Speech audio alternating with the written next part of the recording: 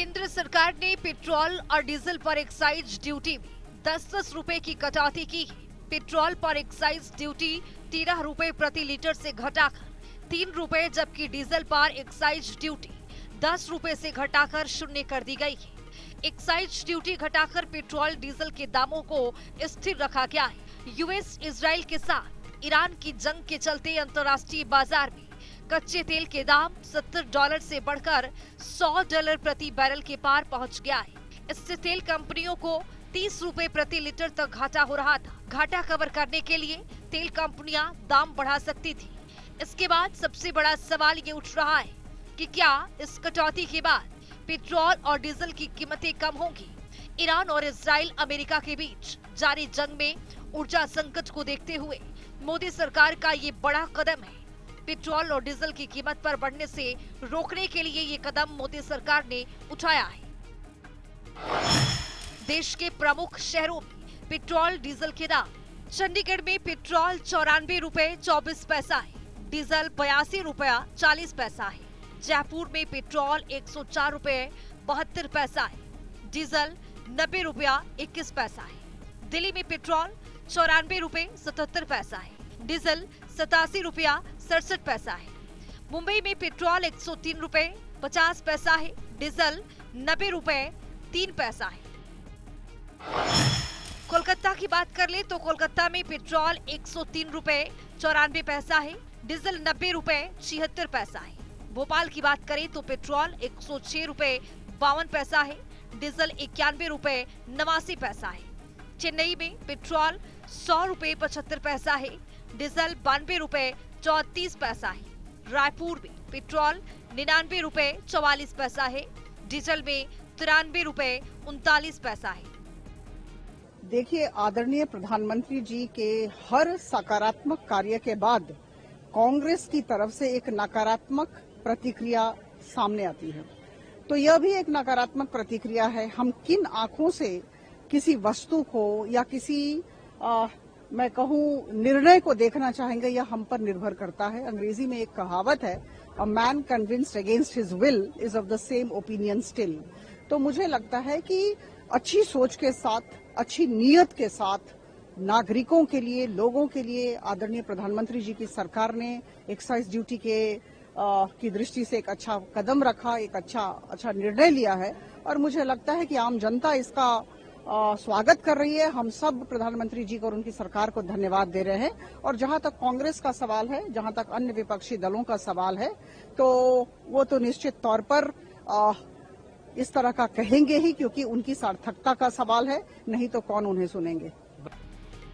Iran युद्ध के कारण कच्चे तेल की आधी आपूर्ति बाधित हुई है, मगर देश में अगले 60 दिन के लिए अन्य स्रोतों से पर्याप्त कच्चे तेल की आपूर्ति सुरक्षित कर ली गई है। वहीं इसे लेकर सियासत भी जोरों पर है। एक तरफ सरकार इसे आम जनता को राहत देने की दिशा में उठाया गया बड़ा कदम मान रही है, तो वहीं दूसरी ओर विपक्ष लगातार सरकार पर हमलावर है। पश्चिम एशिया संकट की वजह से केंद्र सरकार ने जो पेट्रोल और डीजल से अतिरिक्त एक्साइज ड्यूटी घटाया है, उस पर कांग्रेस ने जोरदार निशाना भी साधा है। कांग्रेस के सांसद मनीष तिवारी ने सरकार की ओर से हुई घोषणा पर पेट्रोलियम मंत्री हरदीप सिंह पुरी पर निशाना भी साधा है। कांग्रेस के सांसद मनीष तिवारी ने पेट्रोल और डीजल की कीमतों पर से अतिरिक्त एक्साइज ड्यूटी कम करने के मोदी सरकार के फैसले पर प्रतिक्रिया दी है कि सरकार के पास जो राजस्व आता है वो लोगों के टैक्स के पैसे से ही तो आता है। तो अगर सरकार ने एक्साइज ड्यूटी कम की है तो सरकार को ये अपनी जेब से पैसा थोड़ी दे रही है। देखिए, मैंने हरदीप सिंह पुरी साहब का बयान देखा था। सरकार के पास भी जो राजस्व आता है वो लोगों की जेब से ही तो आता है। जो लोग टैक्स देते हैं उसी से ही तो सरकार का राजस्व आता है। तो अगर सरकार ने एक्साइज ड्यूटी कम की है तो कोई सरकार अपनी जेब से पैसा थोड़ी दे रही है। हरदीप सिंह पुरी जी का बयान तो ऐसा है जैसे कि वो अपनी जेब से निकाल के पैसा दे रहे हों। भाई, सरकार के को लोग टैक्स देते हैं। एक बहुत ही असामान्य परिस्थिति दुनिया में बनी हुई है। तो अगर सरकार ने एक्साइज ड्यूटी कम कर दी है तो उसको इतना जताने की क्या जरूरत है। पुरी साहब तो ऐसा जताना चाह रहे हैं जैसे वो अपनी जेब से निकाल के पैसे दे रहे हों। पेट्रोल डीजल पर एक्साइज ड्यूटी घटाने के सरकार के फैसले का समर्थन करते हुए हरदीप पुरी ने एक पोस्ट के जरिए कहा था कि मोदी सरकार के पास दो विकल्प थे, चाहे तो भारतीय नागरिकों के लिए कीमतों में बेतहाशा बढ़ोतरी कर दें जैसा कि अन्य देशों ने किया है, या अपनी वित्तीय चुनौतियों का सामना करें ताकि भारतीय नागरिक अंतर्राष्ट्रीय उथल पुथल से बचे रहें। पश्चिम एशिया संकट शुरू होने के बाद से अंतर्राष्ट्रीय बाजार में कच्चे तेल की कीमत $70 प्रति बैरल से बढ़कर 122 बैरल प्रति हो चुकी है। इसकी वजह से दुनिया भर में तेल की कीमतों में ही बहुत ज्यादा बढ़ोतरी हुई है।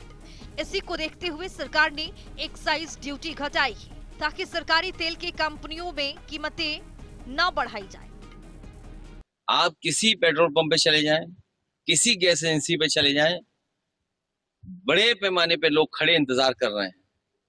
कुछ लोग रात भर रुक रहे हैं या रात भर इंतजार कर रहे हैं कि कैसे गाड़ी में पेट्रोल मिल जाए, डीजल मिल जाए। और फिर जब देश के प्रधानमंत्री जी ने हाउस में ये कहा कि कोरोना जैसी परिस्थिति आ सकती है, और फिर उनके जितने नीचे नेता हैं सब झूठ बोल रहे हैं। मुख्यमंत्री जी क्या बोल रहे हैं, डिप्टी सीएम क्या बोल रहे हैं, एक और डिप्टी सीएम क्या बोल रहे हैं, इनके लोग इनके इशारे पर आप लोगों के माध्यम से झूठ बोलवा रहे हैं। कम से कम सच बोलना चाहिए।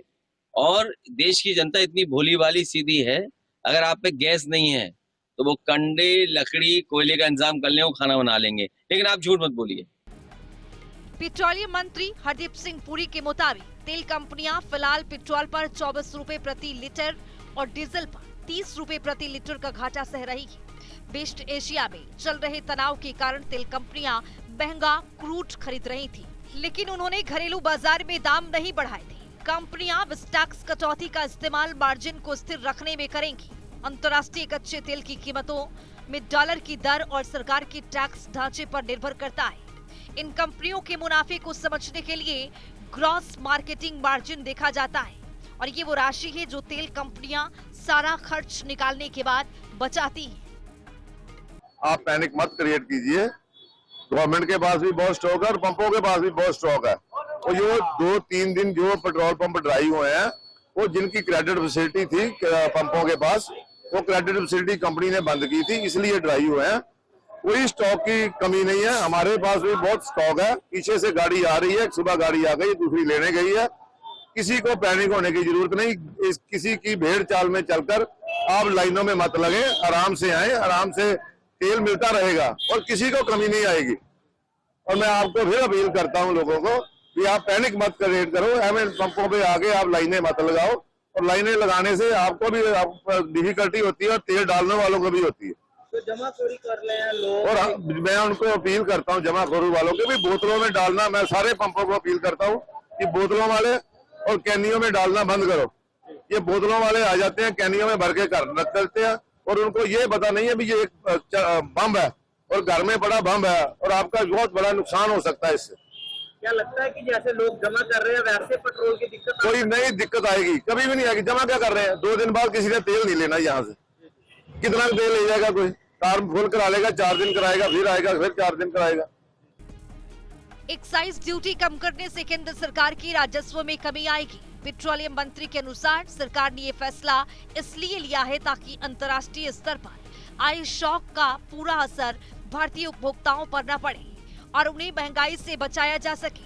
केंद्र की ओर से ड्यूटी घटाने के बाद राज्यों पर भी वैट कम करने का दबाव बढ़ेगा। अगर राज्य सरकारें अपने हिस्से का टैक्स VAT कम करती है, तभी उपभोक्ताओं को पंप पर 2 रुपए से 5 रुपए तक की वास्तविक राहत मिल सकती है।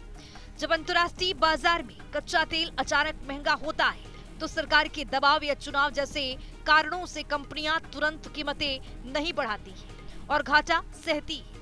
बाद में जब कच्चा तेल सस्ता होता है, तो कंपनियां दाम घटाने के बजाय उस पुराने घाटे की भरपाई करती हैं। इसके अलावा अक्सर कच्चे तेल की कीमतें गिरने पर केंद्र सरकार अपनी एक्साइज ड्यूटी या राज्य सरकारें अपना वेट बढ़ा देती है, जिससे गिरावट का फायदा ग्राहकों तक पहुंचने के बजाय सरकारी खजाने में चला जाता है। साथ ही डॉलर के मुकाबले रुपए की कमजोरी और पुराने महंगे स्टॉक की लागत भी कंपनियों को कीमतें कम करने से रोकती है। यही कारण है कि एक्साइज ड्यूटी कम होने से फिलहाल कोई बड़ी राहत ग्राहकों को मिलती दिखाई नहीं दे रही है। ये जो एक्साइज ड्यूटी का रिडक्शन हुआ है, सबसे पहले तो इससे लोगों का फ्यूल प्राइस रिडक्शन नहीं होगा, लोगों का पेट्रोल या डीजल सस्ता नहीं होगा। ये जो मूव है सरकार ने कंज्यूमर को बेनिफिट देने के लिए नहीं, ऑयल मार्केटिंग कंपनीज को कुशन करने के लिए बनाया है। ये आईओसी, एचपीसीएल, बीपीसीएल जो कंपनीज हैं, क्योंकि पश्चिम एशिया में ये युद्ध चल रहा है, वेस्ट एशिया में ये युद्ध चल रहा है, वहां से क्रूड ऑयल प्राइसेस बढ़ रहे हैं, सप्लाई में डिसरप्शन हो रहा है, उनके अंडर रिकवरीज, जो उनके नोशनल लॉसेस होते हैं वो बढ़ रहे हैं, उनकी जो मार्जिन है वो प्रेशर में है। तो सरकार ने अपना एक्सचेकर पे हिट लेकर उनको फायदा देने की कोशिश की। लेकिन यहां पर एक बात याद रखनी होगी कि पिछले 12 सालों में सरकार ने, मोदी सरकार ने 14 बार एक्साइज बढ़ाई है और उससे करीब करीब 39 लाख करोड़ रुपए अपने रेवेन्यू में कमाए हैं। जब क्रूड सस्ता भी हुआ तब भी उसका बेनिफिट लोगों को नहीं दिया गया। असलियत यह है कि जब क्रूड 15 से 20 डॉलर बैरल पर भी आया था कोविड के टाइम पर, तब भी प्राइस रिड्यूस नहीं किया गया था। यूपीए के टाइम से जो पीक मोदी गवर्नमेंट में एक्साइज ड्यूटी थी वो करीब करीब 800% डीजल और 250% पेट्रोल के लिए बढ़ी। तो अब ये जो मूव है ये ऑयल मार्केटिंग कंपनीज को फायदा पहुंचाने के लिए, जैसा कि ऑयल बॉन्ड्स करते थे जिनको ये गवर्नमेंट क्रिटिसाइज करती है, लेकिन एग्जैक्टली वो ये काम अब कर रहे हैं। सवाल इस बात का है कि अगर ये चुनाव ना होते 5 स्टेट्स में तो क्या सरकार लोगों को सुरक्षित करती, और जब चुनाव में वोट पड़ जाएगा तो क्या सरकार दाम बढ़ाएगी? इस पर पैनी नजर हम रखेंगे और इसका विरोध करेंगे। केंद्रीय वित्त मंत्री निर्मला सीतारमण ने पेट्रोल और डीजल पर एक्साइज ड्यूटी में कटौती के फैसले को लेकर कहा है कि इस कदम का मुख्य उद्देश्य पश्चिम एशिया में जारी तनाव के कारण बढ़ती कच्चे तेल की कीमतों से उपभोक्ता को बचाना है। ये एक तरह का इनडायरेक्ट टैक्स है जो देश के भीतर मैन्युफैक्चर होने वाले सामान पर लगाया जाता है। पेट्रोल डीजल के मामले में जब कच्चा तेल रिफाइनरी से साफ होकर बाहर निकलता है तब केंद्र सरकार उस पर प्रति लीटर के हिसाब से फिक्स्ड एक्साइज ड्यूटी वसूलती है। एक्साइज ड्यूटी फिक्स होती है, इसीलिए सरकार इसमें कटौती करके आम जनता को राहत दे सकती है या इसे बढ़ाकर अपने रेवेन्यू बढ़ाती है। मौजूदा कटौती से सरकार का राजस्व कम होगा, लेकिन तेल कंपनियों को घाटा कम करने में मदद मिलेगी। प्रधानमंत्री नरेंद्र मोदी की प्राथमिकता ये सुनिश्चित करना है कि अंतर्राष्ट्रीय बाजार में कीमतें बढ़ने के बावजूद आम जनता पर इसका बोझ न पड़े। प्रधानमंत्री नरेंद्र मोदी ने 24 मार्च को राज्यसभा में कहा था कि ईरान जंग जारी रही तो इसके गंभीर नतीजे होंगे। आने वाला समय कोरोना काल जैसी परीक्षा वाला होगा। केंद्र और राज्य को मिलकर काम करना होगा। देखिए, पहले विषय, जब भी ऐसे दुनिया में संकट आता है और उसका प्रभाव भारत के ऊपर पड़ेगा, इससे पहले कोविड हो या अब हो, जिस तरीके से माननीय प्रधानमंत्री जी तुरंत उसको रिस्पॉन्ड करते हैं, जिससे जनता के ऊपर बोझ ना लगे और जनता के ऊपर ये कष्ट भी ना हो, किल्लत ना हो पेट्रोल और डीजल का और एलपीजी का। इस कारण अभी क्योंकि विदेश में मार्केट में दाम बढ़ रही है क्रूड का, उसके कारण पेट्रोल और डीजल का, एटीएफ का, माननीय प्रधानमंत्री जी ने ये चाहा कि कंज्यूमर का प्राइस बढ़ना नहीं है। उसके कारण हम निर्णय लिए हैं कि ऑयल मार्केटिंग कंपनीज को सपोर्ट दें और जिससे वो ज़्यादा दाम में खरीदने वाली चीज़ों को सरकार उनको मदद करेगी, मगर जनता के ऊपर रेट बढ़ाना नहीं होना चाहिए। दूसरा, बड़ा दाम विदेश में बढ़ रही है, उसके कारण ऑयल मार्केटिंग कंपनीज खरीदना रोकें। ये से हालत ना हो, वो फिर भी खरीदें, फिर भी ले आएं और हमारे जनता को समय समय पर सही क्वांटिटी जितना भी मिलना चाहिए उतना मिलने का इंतज़ाम करें।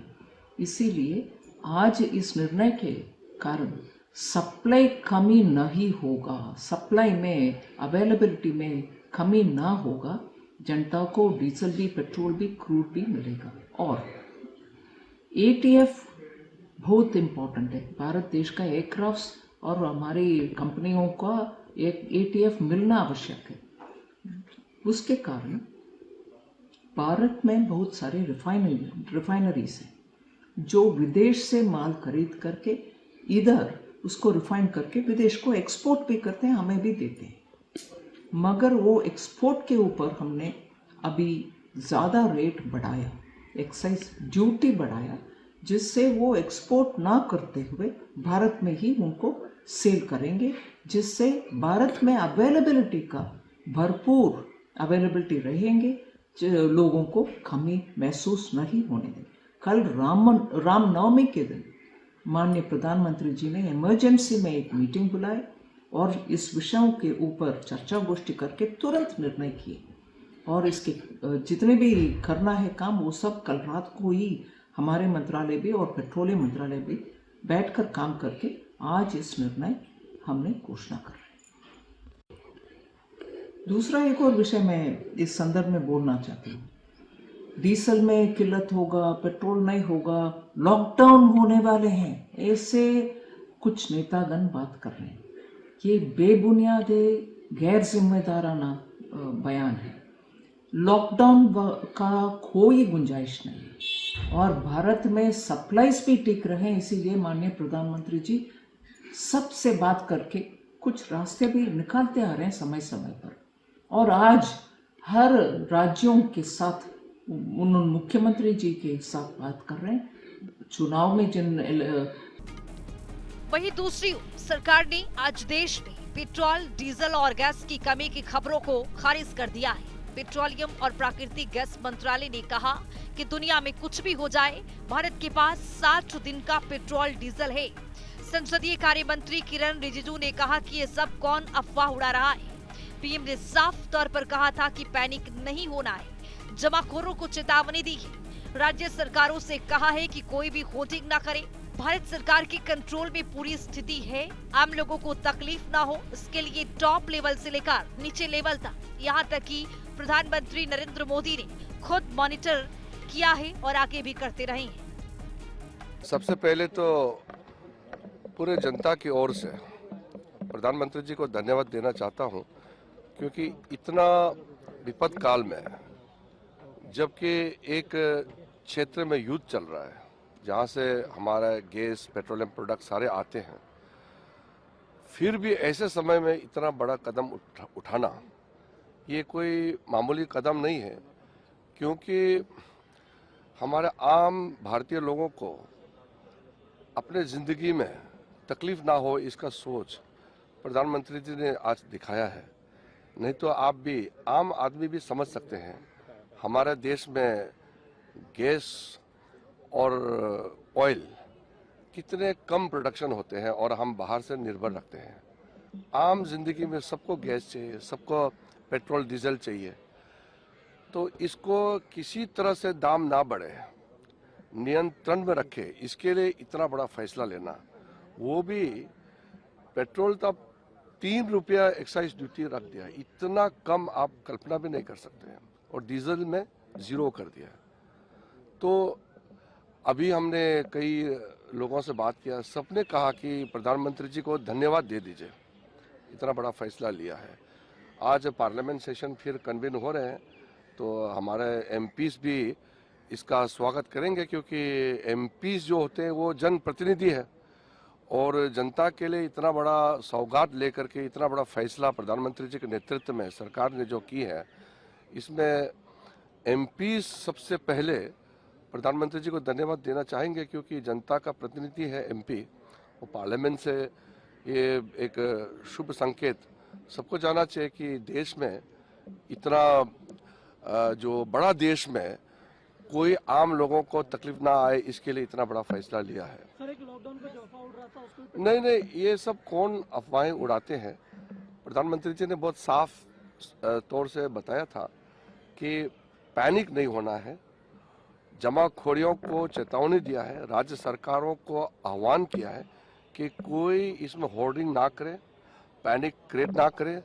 भारत सरकार पूरी तरह से स्थिति का नियंत्रण में पूरा रखा हुआ है, और आम लोगों को तकलीफ नहीं होने के लिए टॉप लेवल से बॉटम लेवल तक प्राइम मिनिस्टर साहब खुद कॉन्टिन्यूसली मॉनिटर करते हैं, और प्रधानमंत्री जी के साथ में जितने जो टीम है सबको इस काम में लगाया है कि कोई हमारे जनता तकलीफ ना हो, इसके लिए पूरा सावधानी भड़कना चाहिए। इसलिए मैंने परसों ऑल पार्टी मीटिंग में भी देखा है कि अपोजिशन पार्टी ने भी एक तरीके से सराहना किया है कि इतना बड़ा क्राइसिस में हमारे देश के प्रधानमंत्री सरकार ने जो कदम उठाया है वो बहुत अच्छा कदम है, और कोई भी सरकार फैसला करेंगे उसमें सारे विपक्षी दल भी साथ देंगे। पश्चिम बंगाल की मुख्यमंत्री ममता को लॉकडाउन का डर सता रहा है। ममता बनर्जी ने देश में संभावित लॉकडाउन की आशंका जताते हुए कहा कि उन्हें या उनकी पार्टी को राज्य में विधानसभा चुनाव में बीजेपी से लड़ने से नहीं रोकेगा। टीएमसी सुप्रीमो ममता बनर्जी ने कहा कि फ्यूल सप्लाई की चिंताओं के बीच केंद्र सरकार लॉकडाउन लगा सकती है। पश्चिम बंगाल की मुख्यमंत्री ममता बनर्जी ने राज्य में कोरोना महामारी के दौरान हुए 2021 के विधानसभा चुनाव का जिक्र किया है। जनता को राहत मिले, देश के जो श्रमिक हैं, देश के जो पीड़ित लोग हैं, उनको राहत मिले, वो हमेशा अच्छी चीज़ होती है। लेकिन मेरा मूल मुद्दा ये है कि आप डिनाइल में रहते हो, आप पहले प्रॉब्लम को छुपाना चाहते हो, देश को अवगत नहीं कराना चाहते, और अब आपको जब मालूम पड़ा है कि वास्तव में ये बहुत बड़ा क्रूर एक प्रहार होने वाला है तेल का, तब आपने फाइनली 10 रुपये का वगैरह वगैरह एक्साइज में कमी की। ये अच्छी बात है, लेकिन इसके लिए एक सामूहिक रूप से व्यापक नीति बनाना और उसके लिए पूरे विपक्ष को कॉन्फिडेंस में लेके साथ बनाना आवश्यक है। आप हमेशा अपनी पीठ थपथपाते हुए ये कहते हुए कि कुछ नहीं हुआ, कुछ नहीं होगा, हम कंट्रोल में, हम सही कर रहे हैं, उससे काम नहीं बनेगा। ये तो अच्छा है, लेकिन इस प्रकार की कई चीजें और हैं जो करनी आवश्यक है। ममता ने बीजेपी और पीएम मोदी पर निशाना साधते हुए कहा कि वे लॉकडाउन लगा सकते हैं, वे लोगों को उनके घरों में बंद रखेंगे। मैंने 2021 में लॉकडाउन की स्थिति का सामना किया, मैं किसी भी स्थिति में लड़ सकती हूँ।